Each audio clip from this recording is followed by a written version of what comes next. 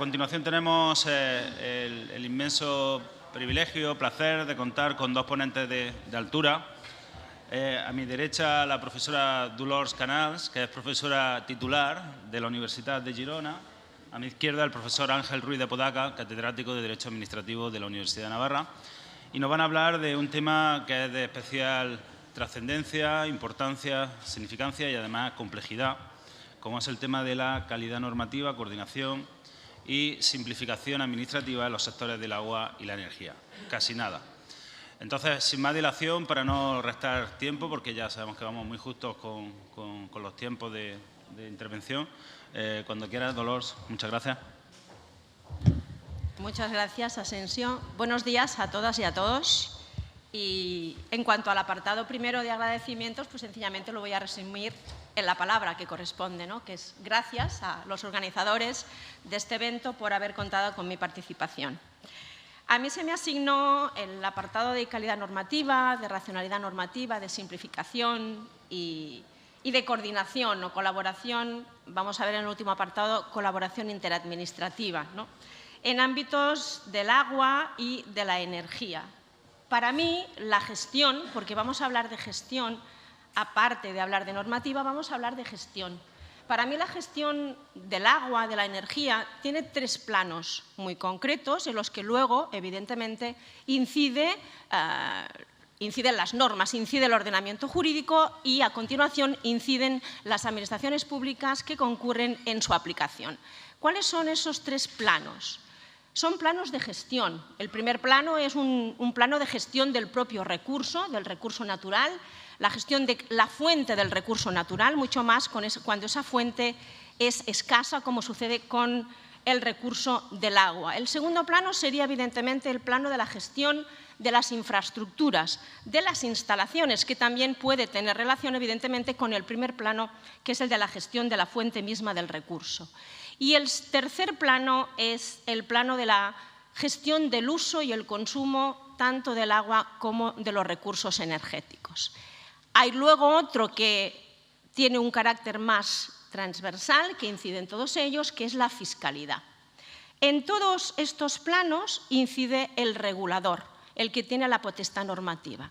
Tomando antes el café, he dicho que iba a dar un dato para poner un poco también en situación y ofrecer una fotografía que creo que es la correcta para el panorama de lo que estamos hablando, que es gestión de recursos, transición energética y también cambio climático. Y el panorama es global y las soluciones deben ser locales. Digo esto porque si ahora les pregunto cuál es uno de los mayores sectores que consume energía y agua, no sé si a todos ustedes les va a venir a la cabeza que son los centros de datos. La nube. Todos recurrimos a la nube en la transición, en este caso no ambiental o energética, sino digital. También los centros de datos, que evidentemente necesitan energía y agua, porque son centros que necesitan ser refrigerados, tienen una incidencia importantísima en las emisiones de CO2. Los datos son del año 22. Los centros de datos repartidos por el mundo a nivel global contaminan prácticamente el mismo tanto por ciento que las compañías aéreas con los vuelos. Digo esto porque el panorama del cambio climático, de los recursos energéticos y también del agua tiene que tener, en mi opinión, ese planteamiento global con soluciones de carácter local. Y esa es un poco la función que tienen los Estados miembros y, en nuestro caso también, lo que denomina la Unión Europea, los Estados descentralizados, los Estados multinivel, cuando regulan las fuentes de energía y, en este caso, de energías renovables. ¿Por qué cuento todo esto? Para empezar mi breve exposición de apenas 10-15 minutos. Porque me toca hablar de calidad normativa. Y la calidad normativa, debo decir que yo me dedico a estos temas desde el año 2006. ¿Recuerdan ustedes la famosa directiva del mercado, ¿verdad? La directiva de servicios, ¿no? Que empezó a simplificar el ordenamiento jurídico? Fíjense ustedes un poquito más y llegamos a los 20 años hablando de mejora regulatoria, de calidad normativa, de simplificación y reducción de cargas. Digo esto porque no hay buena regulación, no la hay en España y no la hay en muchos países de la Unión Europea, pese a la cantidad de estrategias y de políticas concretas sobre mejora regulación que lleva desde el año antes del año 2000 poniendo en marcha la Unión Europea. ¿Por qué no hay buena regulación y tampoco hay buena regulación en los sectores más de la energía que del agua, en mi opinión? Primero, por una hiperregulación, una expansión del ordenamiento jurídico que se debe, en parte, el culpable es la propia Unión Europea, que dicta numerosas normas, tanto reglamentos europeos como directivas, y que luego los Estados no alcanzan en su transposición interna. La baja calidad normativa puede predicarse también de las normas, incluso por lo que sería más técnica legislativa, que es la mala calidad del lenguaje jurídico. Una carga administrativa, luego diré qué es una carga administrativa en sentido estricto, la tienen los operadores económicos porque no entienden exactamente el lenguaje de las normas, mucho más cuando las normas son cambiantes de una forma constante. Y, por lo tanto, el operador jurídico y el operador económico, también la administración pública, debe adaptarse a esos cambios constantes. Hay incluso unas normas que son excesivamente densas. La densidad normativa, en términos sustantivos, impide también un buen cumplimiento del derecho. Esa hiperregulación viene además incentivada por la cantidad y disparidad de centros de producción normativa, no solo los titulares de la potestad normativa en los distintos niveles gubernamentales, sino que tenemos organismos concretos de sectores económicos regulados, como pueden ser los energéticos, que además se suma toda la actividad de regulación más allá de la de mero contenido normativo. Es más, y por si se me pasa, dado que tengo poco tiempo, la Unión Europea ha dado una alerta en algunas de las directivas diciendo que ojo con los Estados, que cuando incorporan a las normas jurídicas normas técnicas, normalización técnica, tengan cuidado con esa incorporación, porque debe ser la norma técnica, no una interpretación de lo que ha acordado el órgano de normalización, porque eso puede ser considerado también una carga. Y, por último, evidentemente falta también una coordinación en la elaboración de normas. Por si tampoco me da tiempo, yo al final voy a dar alguna solución a los problemas que presenta la mala calidad normativa y su aplicación en el sector del agua, pero especialmente de la energía, pero me quería referir a esa falta de coordinación en la elaboración de normas. Algo que intentó en su momento la Ley de Garantía de la Unidad de Mercado, de establecer órganos en los cuales tanto el Estado como las comunidades autónomas intentaran coordinar sus normativas. Pero ya sabemos que cada ministerio, cada departamento, cada consejería, incluso cada concejalía de un ayuntamiento es una república independiente y, por lo tanto, es difícilmente a veces posible esa coordinación. Eso significa que el derecho en sí, el ordenamiento jurídico, el derecho genera riesgos. En los sectores económicos estratégicos son bien conocidos, a partir de una construcción jurisprudencial alemana, los denominados riesgos regulatorios. Aquellos riesgos que genera el derecho cuando ha creado una expectativa, esa expectativa no lleva a buen puerto, no es estable, hay un cambio radical de ordenamiento jurídico, de sistema, y se genera un daño a un determinado sector empresarial. Yo no voy a entrar en esos temas porque es un tipo de riesgo del derecho, del riesgo de la legislación. Hay otro riesgo importante del derecho que también tiene que ver con la expectativa del operador jurídico, que son los que yo denomino los riesgos burocráticos, es decir, los riesgos administrativos, los riesgos de la tramitación administrativa, de los procedimientos concretos, en este caso vinculados al sector energético y a la transición energética, de los cuales el colega Ángel Ruiz luego les va a detallar en un aspecto en concreto que es la implicación ambiental en ese tipo de procedimientos. Pues bien, los riesgos administrativos, los riesgos burocráticos son lo conocidos, todos conocemos, todos ustedes conocen que son las cargas administrativas, la burocracia, los trámites. Vale. Se están haciendo, les decía, desde el año 2006, casi 20 años llevamos, haciendo técnicas de mejora regulatoria. ¿Cuáles son esas técnicas de mejora regulatoria? La simplificación administrativa, simplificar los procedimientos administrativos, es decir, eliminar, reducir trámites concretos de un procedimiento administrativo. Luego existe la medida casi más drástica de simplificación, que es eliminar por completo el procedimiento administrativo, a partir de técnicas de simplificación bien conocidas, comunicación previa, declaración responsable. Que en realidad eso tampoco significa que elimine totalmente las cargas administrativas para los operadores, y a ello me refiero ahora. ¿Qué es una carga administrativa? Una carga administrativa, de acuerdo con las metodologías internacionales europeas y que se adoptó en España, y yo tuve la suerte o la responsabilidad de ponerla en marcha en Cataluña hace ya muchos años, una carga administrativa es algo tan simple como el coste económico que tiene un operador, en este caso pongamos un operador económico del sector energético, El coste económico que implica para un operador cumplir con una obligación de información, que puede ser una obligación de información mínima o más costosa, más compleja, una obligación de información que tiene que facilitar a una administración pública o bien a un tercero, que si el ordenamiento jurídico, una norma concreta, no estableciera esa obligación de información, el empresario no llevaría a cabo. ¿Un empresario contrataría una póliza de seguros? Por supuesto, porque tiene una responsabilidad. Pero un empresario, un operador, ¿llevaría a cabo tantos estudios como a veces solicita el ordenamiento jurídico para que sea autorizado o para obtener un tipo de concesión? Probablemente no. Mucho más ahora que vamos hacia una administración denominada administración de datos. Por lo tanto, simplificación administrativa, reducción de cargas administrativas. Ha ayudado mucho la administración electrónica, dicen, a reducir cargas administrativas. Por supuesto, la tramitación electrónica reduce cargas administrativas. La administración tiene más datos y nosotros no tenemos que invertir tiempo, los operadores no tienen que invertir tiempo desplazándose hacia las distintas administraciones competentes. Esas medidas están en el ordenamiento jurídico. La política de mejora regulatoria existe entre nosotros, tanto por el Estado como en las distintas comunidades autónomas y también en muchos ayuntamientos de España, al menos que yo conozca. Reiteradamente, en los últimos años se adoptan leyes de simplificación administrativa. La última que me he leído es la de Aragón, y que me disculpen los compañeros de Aragón que redactaron en su caso la ley, pero lo que es menos es simple. Porque las leyes de simplificación también deben ser o tener cierta simplicidad para ser entendibles. Se han adoptado medidas de agilización de procedimientos relativos en concreto a proyectos de energías renovables, a los que hará referencia, les decía, a Ángel, estableciendo, por ejemplo, algo que obliga a la normativa europea, que es a la tramitación conjunta de los procedimientos administrativos.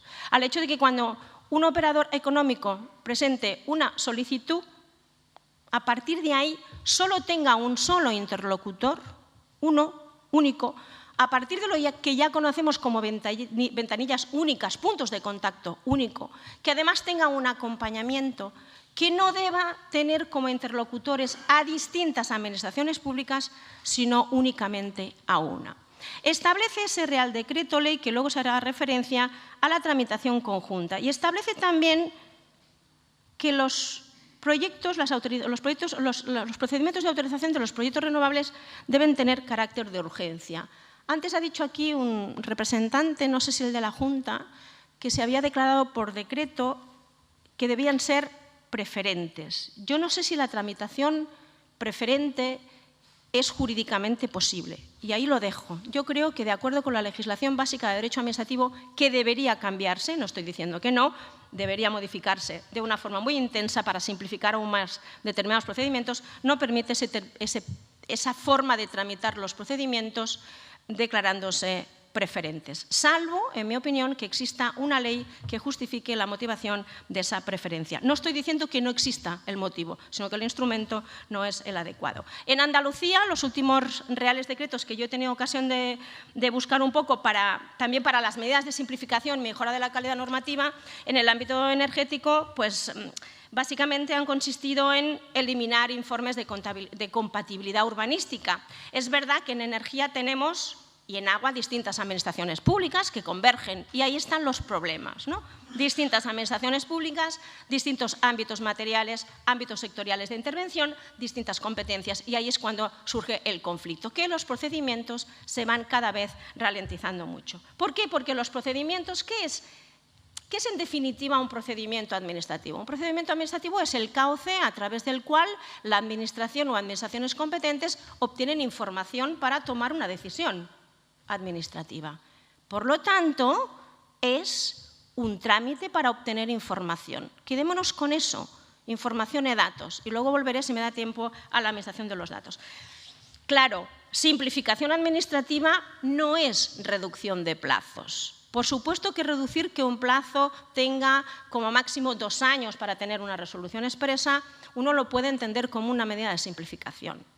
No, porque luego permitimos las prórrogas de 1 año y con carácter excepcional otro año, y así seguimos. Aunque la Unión Europea, desde el año 2018, viene diciendo que deben ser procedimientos de autorización vinculados a energías renovables de no más de 2 años con una prórroga máxima de 1 año. Pero repito que la reducción de plazos no sería eso, exactamente simplificación o reducción de cargas. Sí lo sería eliminar como ha hecho Andalucía en algunos casos, informes de compatibilidad urbanística, básicamente porque es verdad que en materia urbanística en ocasiones se establece la exigencia de solicitar determinados tipos de informes cuando en realidad el motivo del establecimiento de ese tipo de informe tiene poco que ver con determinado tipo de instalaciones. En este caso, si no hay movimiento de suelo, etcétera, etcétera, pues evidentemente o habría que adaptar el informe, si no habría que suprimirlo. Rápidamente, ¿qué prevé la Unión Europea? La Unión Europea, les decía, prevé la proporcionalidad de los procedimientos de autorización en materia de energías renovables. Tienen que ser procedimientos proporcionales. Y lo que hace el legislador europeo es establecer ciertos mandatos a los Estados miembros. Mandatos que van dirigidos a quien elabora la norma, al regulador y al aplicador de esa norma. Es más, se refiere incluso a la planificación urbanística, esto es, al regulador municipal, para que tenga en cuenta desde el primer esbozo la posibilidad de la cuestión de pensar primero en la eficiencia energética. A mí me hace mucha gracia lo de los principios FIRST. Eso lo decíamos cuando yo tenía una unidad sobre calidad normativa. FIRST significa pensar siempre primero en, ¿no? Empezó siendo pensemos primero a pequeña escala, es decir, pensemos primero en las pymes, vamos a regular, vamos a establecer condicionamientos concretos para las pequeñas y medianas empresas y ahora es, en este caso, pensemos primero en la cuestión de la eficiencia energética. Abro paréntesis, es verdad que la simplificación administrativa, reducción de cargas, sí se da más en el autoconsumo de energías renovables que no en otro tipo de instalación y producción. Les decía, ¿a qué obliga la Unión Europea? A proporcionalidad en los procedimientos administrativos de autorización de instalaciones para la producción de energía renovable, agilidad en la tramitación de esos procedimientos, que sean evidentemente procedimientos transparentes, como no, a la unificación de procedimientos. Nos viene a la cabeza probablemente como antes esto del punto único de contacto nos viene nuestra autorización integrada, ¿no? Que fue en su momento algo que parecía que nos iba a dar la solución a muchos ámbitos en los que se predicaba esa necesidad de reducción de cargas y simplificación administrativa y parece que no ha sido de momento así. Pero hace una llamada en concreto de nuevo a esa unificación y coordinación de procedimientos administrativos para la instalación de energías renovables. En cierta manera, obliga a evaluar, una de las técnicas eje de la calidad normativa es la evaluación del impacto normativo, es decir, evaluación de los impactos positivos y negativos de las normas. En cierta forma, la Unión Europea obliga a una perspectiva ambiental de la evaluación de impacto de las normas y, en concreto, evaluación del impacto en la transición, digamos, energética. Lo hace en cuestiones de despoblación, también en cambio climático, etcétera, etcétera. Pero ahora parece introducir la Unión Europea esa necesidad de que el regulador tenga en cuenta, cuando va a aprobar una norma en cuestión, cómo incide en ese principio de eficiencia energética. 2 minutos. Decía, también la Unión Europea les dice a los Estados miembros, ustedes cuando regulen en las normas tienen que tener en cuenta el establecimiento de trámites y procedimientos que sean proporcionados y racionales, sencillos y ágiles, unificación y cooperación. Y yo digo, no es cooperación, en realidad es colaboración. Yo llevo unos meses investigando sobre si es posible una reforma administrativa en 2 sentidos. Estableciendo una modalidad de administración colaborativa, como si fuese la extensión del fenómeno colaborativo económico, pero en el ámbito de la administración pública, incluidas las plataformas digitales. De hecho, el Real Decreto Ley del año 22, en relación a la situación compleja a resultas de la guerra en Ucrania, modifica la legislación básica de derecho administrativo para establecer una plataforma digital de colaboración entre distintas administraciones públicas para facilitarse la información y los datos. Esa idea de que las administraciones públicas actúen en ese sistema de plataformas de colaboración podría ser una solución. El otro tipo de administración pública que yo creo que debe apostarse por ese tipo de reforma, básicamente es el establecimiento de órganos concretos reservados para situaciones de emergencia. Esto es, no solo para conflictos bélicos y sus secuelas y consecuencias, sino, como sucedió con la cuestión de la COVID, tener órganos administrativos integrados por distintas administraciones públicas con expertos para que puedan ayudar a obtener la información y tomar decisiones, digamos, más acordes con la realidad de la emergencia. Cierro mi intervención diciendo que ese tipo de actuación, de gestión administrativa en colaboración y reservada para momentos concretos ya se ha puesto en marcha en algunos sectores relacionado con la gestión de algo increíblemente complejo, como son una autorización para un establecimiento de energía renovable, como son, decía, la gestión de los fondos Next Generation, que está poniendo en duda la capacidad administrativa de nuestras administraciones. Muchas gracias.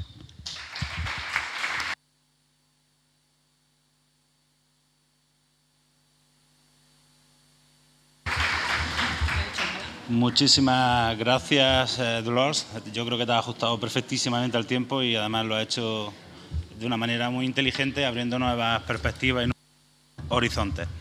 A continuación tiene la palabra el profesor Ángel Ruiz de Apodaca.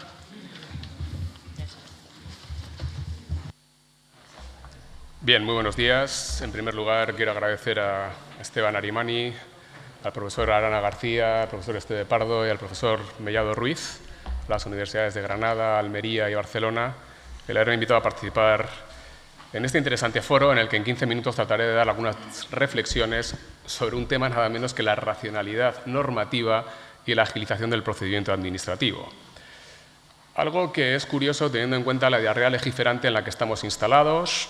Estamos instalados en la extraordinaria y urgente necesidad, tenemos reales decretos leyes que modifican legislación básica del Estado y también yo creo que ya estamos en un ámbito de legislación motorizada de la que habló Carl Smith, lo cual es, desde un punto de vista de la seguridad jurídica, cuando menos discutible. En segundo lugar, vengo a hacer una defensa del procedimiento administrativo. El procedimiento administrativo no es una carga administrativa. El procedimiento garantiza la legalidad, idoneidad y necesidad y la conciliación del acto administrativo en el que desemboca con el interés público que en cada caso la Administración tiene que tutelar. De ahí que también seré un poquito crítico, yo me voy a centrar en los aspectos ambientales de las últimas modificaciones que se han realizado en materia de generación de energías y no me centraré tanto, quizá podríamos hablar largo y tendido sobre la posible simplificación que se pudiera establecer en la legislación de aguas y en el reglamento de dominio público hidráulico o en la propia ley del sector eléctrico.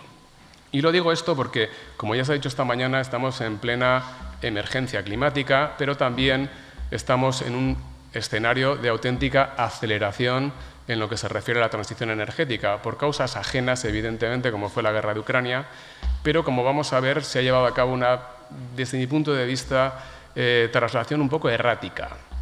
Y lo digo porque incluso la Comisión Europea y las normas que se están aprobando a nivel comunitario son un poquito contradictorias desde mi punto de vista, y diré por qué. Bueno, está claro que hay que cumplir los objetivos establecidos en el PINEC, en el Plan Integrado Nacional de Energía y Clínica, objetivos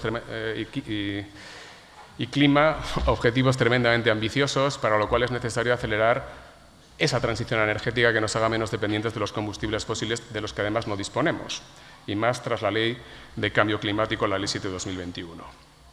Y digo contradictoria porque desde la Comisión Europea se está exigiendo, o se ha venido exigiendo, una evaluación de impacto ambiental rigurosa por parte de los Estados miembros. No les digo ya nada cuando estos proyectos afectan a espacios Red Natura 2000. Y por el contrario, tenemos una reciente comunicación de la Comisión Europea sobre la aceleración de los procedimientos administrativos en materia de energías renovables y un recientísimo reglamento comunitario de diciembre de este año en el que ya se establece una presunción, no voy a decir iuris id de iure, pero sí iuris tantum, de que los proyectos de energías renovables se presume que no tienen impacto ambiental y además se establece su absoluto interés público. Bueno, dos mensajes que parece que no se coligen de manera clara. En el binomio energía-medio ambiente, podríamos hablar de agua y medio ambiente, no me voy a centrar exclusivamente en las hidroeléctricas y mucho menos las de bombeo, pero está claro cuál es la jerarquía. En primer lugar, asegurar el abastecimiento, en segundo lugar, a un coste razonable y en tercer lugar dejamos las consideraciones ambientales, lo cual pudiera ser también algo contradictorio con el concepto de desarrollo sostenible. Bueno, simplificar los trámites y los procedimientos administrativos, viéndolos como una rémora, pues yo no estoy muy de acuerdo, ¿no? Todos estaremos de acuerdo en que los procedimientos sean ágiles, procedimientos de agilidad, de celeridad, Pero reducirlo a una mera reducción de plazos, cuando no se cumplen los plazos actuales, vía Boletín Oficial del Estado, no quiere decir que se vayan a cumplir si los plazos son más reducidos. O omitir o simplificar trámites cuando no suprimir procedimientos ya establecidos desde hace muchos años, pues desde mi punto de vista plantea bastantes dudas. Tenemos 3 reales decretos leyes en España con carácter básico, en este año pasado 2022, el 6, el 11 y el 20 de 2022, que han llevado a cabo una trayectoria errática. Y diré por qué. Como decía, en primer lugar, esta comunicación de la Comisión Europea de 18 de mayo, que está dentro del plan Repower European Union de mayo, aceleración de los procedimientos administrativos en la concesión de permisos para los proyectos de energías renovables y facilitación de los contratos de compra, habla claramente del procedimiento más favorable.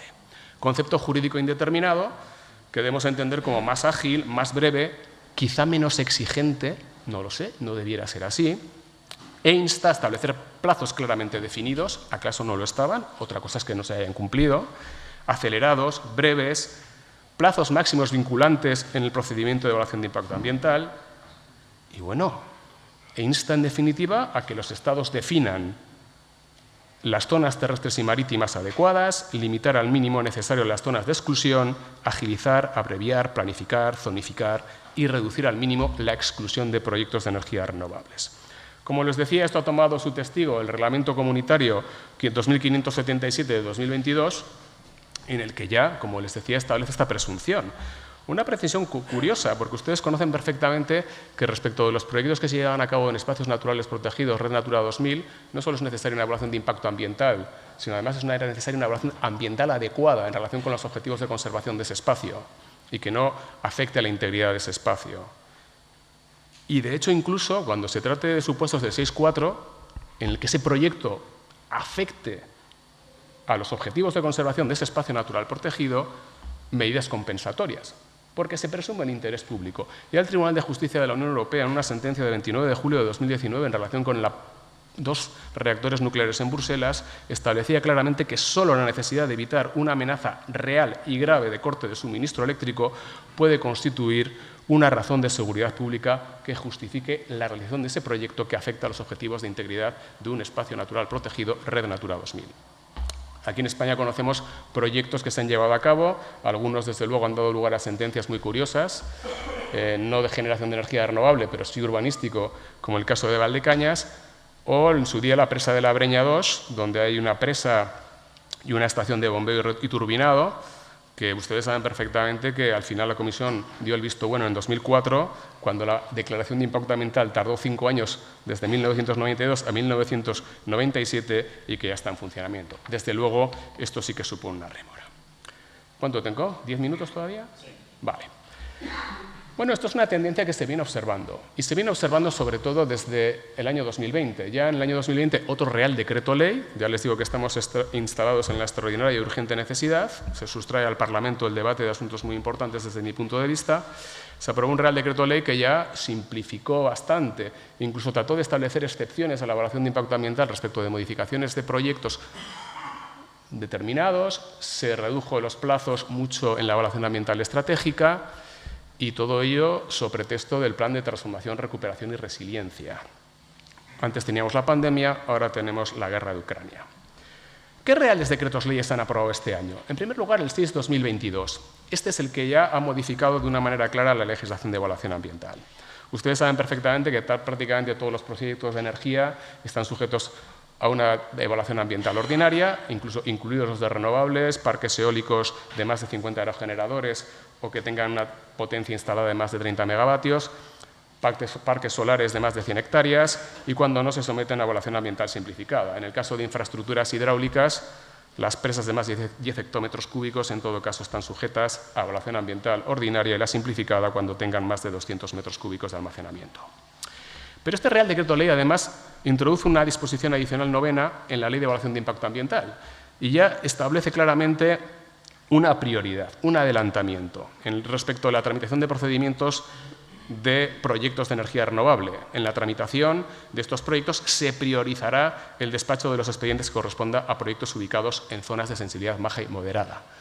El Ministerio de Transición Ecológica, lógicamente, la competencia para formular declaraciones de impacto ambiental son respecto de proyectos que autoriza el Estado, es decir, más de 50 megavatios de potencia instalada, ha dictado casi 200 declaraciones de impacto ambiental en 2022. En el último trimestre, 100 declaraciones de impacto ambiental. Una de dos, o ha crecido mucho la plantilla, o por el contrario, como luego apuntaré en mis conclusiones, es posible que al final estemos consiguiendo convertir las autorizaciones y las declaraciones de impacto ambiental prácticamente en comunicaciones previas o declaraciones responsables, basándonos en la creencia absoluta de que el promotor ha presentado un proyecto absolutamente concienzudo, lo cual no digo que no sea así. Pero evidentemente, si queremos agilizar los procedimientos, los trámites y reducir plazos, o dotamos de medios técnicos, materiales y personales necesarios a las administraciones públicas, o de lo contrario es prácticamente imposible. Es una reflexión. Bueno, se ha sustituido en estos proyectos que les decía, en determinados proyectos eólicos, no más de 75 megavatios, solares, no más de 150 megavatios, el procedimiento de evaluación de impacto ambiental por un procedimiento de afecciones ambientales, tremendamente rápido. Este Real Decreto hablaba solo de zonas de sensibilidad leve o moderada. Y lo que es peor, laminaba, suprimía el trámite de información y participación públicas, desde mi punto de vista en clara contradicción con el Convenio de Aarhus de 1998 de información, participación y acceso a la justicia en materia de medio ambiente y la legislación española en este mismo sentido, que es una ley del año 2006, la 27/2006. Bueno, esto se circunscribe a proyectos de competencia estatal, pero muchas comunidades autónomas ya están aprobando sus propias legislaciones para eludir este procedimiento y sustituirlo por un procedimiento de afecciones ambientales que se formula el informe ambiental en un plazo de 2 meses desde que se recibe toda la documentación. Les digo, cuando se aprueban en marzo, de acuerdo con la cientificación que había aprobado el Ministerio, zonas de sensibilidad leve o moderada, sin información y participación pública y con un informe de afecciones ambientales que, si no dice nada en contrario, saldrá adelante. Y lo que puede decidir es que es necesario que vaya a un procedimiento ordinario y se excluye, lógicamente, aquellos proyectos que se ubiquen en espacios naturales protegidos, Red Natura 2000. Claro, esto despertó muchas críticas, ¿no? Y nuestro Gobierno, no digo el legislador, porque es otro Real Decreto Ley, el 25 de junio de 2022 aprueba otro Decreto Ley, el 11 de 2022, en el que vuelve hacia atrás. Y dice, no, ya solo zonas de sensibilidad leve. Las moderadas ya al ordinario, es decir, no. Y en segundo lugar, recuperamos la información y participación públicas, pero reducida a un trámite de 15 días dentro del trámite que se prevé en el Real Decreto 1955-2000, en los artículos 125 y 126. Claro, y 3 meses después, probablemente al calor de este reglamento comunitario del que les hablaba hace un momento, volvemos nuevamente hacia atrás. Y ahora ya nuestro Gobierno, vuelvo a repetir, de acuerdo de la mano de este reglamento comunitario, ya aplica este procedimiento de afecciones ambientales, es decir, excluye la evaluación de impacto ambiental ordinaria de cualquier proyecto de energía renovable. Ya no solo habla de eólica y fotovoltaica, no. Debemos entender cualquier proyecto de generación de energía renovable, incluida, por supuesto, la hidroeléctrica. Y vamos más allá. No se establece ningún límite en cuanto a potencia instalada. Por supuesto, legislación básica, Esto las comunidades autónomas tendrán que, si lo quieren, traerlo así. Pero en los proyectos que autorice el Estado se establece esto así. Ya no se tiene en cuenta tampoco la zonificación establecida por el Ministerio. El plazo sigue siendo de 2 meses desde que el órgano ambiental recoge toda la documentación. No se habla del análisis técnico del expediente, aunque va de suyo. Y se excluyen de este procedimiento los proyectos ubicados en Red Natura 2000, en cualquiera de las categorías establecidas en la Ley de Patrimonio Natural y Biodiversidad, parques, reservas, monumentos naturales, paisajes protegidos. En ese caso no se puede eludir el procedimiento ordinario de evaluación de impacto ambiental. Pero claro, tengan en cuenta una cosa. Les decía, el 30% del territorio nacional es espacio natural protegido.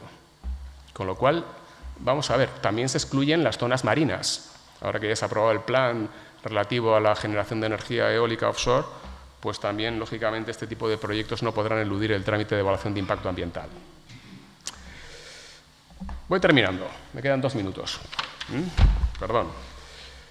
Claro, esto plantea problemas, porque es que este último Real Decreto, nuevamente, no se prevé trámite de información y participación pública. Y esto ha dado lugar a muchas críticas. Ojo, vamos a agilizar el procedimiento. Pero, hombre, ¿de qué estamos hablando? Convenio de Aarhus del 98. Estamos hablando de intereses difusos, de intereses colectivos, de algo que afecta a todos. Parece ser bastante lógico que, para empezar, el público interesado, pero el público en general, pueda tener conocimiento de ello y pueda concurrir a un trámite de información pública y pueda presentar unas alegaciones que deban ser adecuadamente respondidas por el promotor. Prueba de ello es que nuestro legislador, este febrero pasado, pues ya se ha registrado una proposición de ley, yo no le auguro mucho éxito, evidentemente, para la recuperación de garantías ambientales, dice su título, y participación ciudadana en la tramitación de proyectos eólicos y fotovoltaicos, presentada por el Grupo Parlamentario Plural.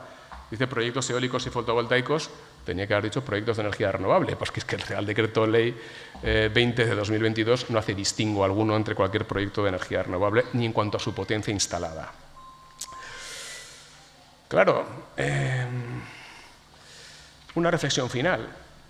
Lo que les decía al principio, suprimir trámites, reducir plazos, es cuando menos curioso, ¿no? Cuando lo que se quiere garantizar es la protección del medio ambiente y promover proyectos que coadyuven a ello, reduciendo plazos de tramitación y resolución de procedimientos que exigen de un análisis, desde mi punto de vista, concienzudo y detallado sobre la compatibilidad de tales proyectos con un interés público ambiental que debe tutelar la Administración en cada caso.